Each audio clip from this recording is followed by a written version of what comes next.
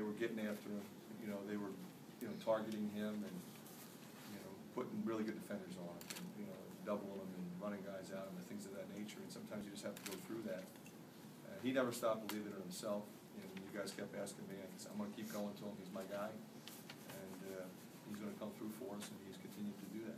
Fran, down 8, first half, you had to finish the half on a 13-4 run, and then carry that over in the second half, 19-4 run. What changed from your perspective and got you guys going and moving? Well, we got some transition. Gabe was involved with the big block with the 2 alley-oop dunks. I thought Eric May and Aaron White's defense, in particular in that stretch, they were up, really pressuring them and making it hard. Early on, they were getting easier looks. And they run really good stuff, and they've got really good players. So you got to be up into them, or they're going to score. And it was imperative that we continue to get up and pressure and essentially wear them down over the course of time. To close the half with a lead, we had an opportunity up by more. We missed free throws. It was unfortunate. Can you talk about Zach's contribution, especially early in the second half? Zach is a guy I'm going to keep going to. Terrific foul shooter. That's why I put him in there to shoot the tees. The great thing about him is, before he made those threes, he missed a couple. And he's going to shoot. He's going to have his hands and feet ready. He's going to fire. He's going to make them. He was great at the other end too.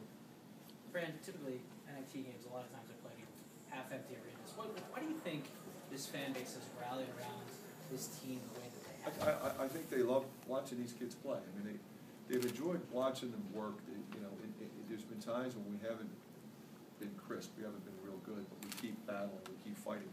I think that's what our fans appreciate. I think they also appreciate the unselfish nature of our team. You look at the number of assists, the number of baskets, game in and game out. I think they enjoy watching the young guys get better. Now, there's going to be times like Clemens tonight, he made a bad one. He's a good player, he'll come back. But you never know with this team who are the guys tonight, what lineup's going to be on the floor. You think of the lineup that blew it open. Again, and Eric May, Oglesby, McCabe, Olaseni, different people on the floor at different times. Marvel, of course. And, then Wasabi, relatively silent for 30 minutes. And he comes in and is just fabulous down the stretch, showing the character that he has. So I think when you look at that whole thing collectively, I think they really enjoy it. Fran, what do you think of the defense you guys put on Odom? I think he had 6 turnovers, 5. Well, Odom's a handful now. I mean, that kid he's as good a point guard as I've seen on film all year long. I mean that sincerely. I haven't seen him turn it over as much as he turned it over tonight. We changed how we're playing ball screens with him. We pressed him a little. We played zone and man. We tried to take away his space, and we got him a little bit sideways. The other thing we did was we kept him off the free throw line. That's 24% of his points are free throws. He's out for 14 points. Again, to keep him off the line is going to keep him under 10. How concerned are you with Mike's? Very concerned. But we'll see how it goes. Is the injury affecting him now, or is it the time off that's got him? No, it's the injury. The time off isn't a problem. What do you know about Stony Brook? Well, I know they went to UMass and won. I know that much. I mean, they've got Jameel Warren. He's a guy that I'm familiar with. We offered him, trying to get him to come out here. He's a kid from back east, wanted to stay back east. They got the player of the year in the league. Steve Pickel's a tremendous coach, phenomenal coach. Doing a great job building that program, so we got our hands full with that one. You feel fortunate to play at home, though? It didn't look like you lied, so maybe not play a second game. Obviously, we'd much rather be at home. Our crowds have been so terrific. The energy level of the building has been great. And we're excited to be back here on 8:30 on Friday night. Fran, with Mike's situation, it's almost like Devin in a way is like a security blanket for you. So maybe you can always kind of rely on him, the fact that he's so versatile. How important is that?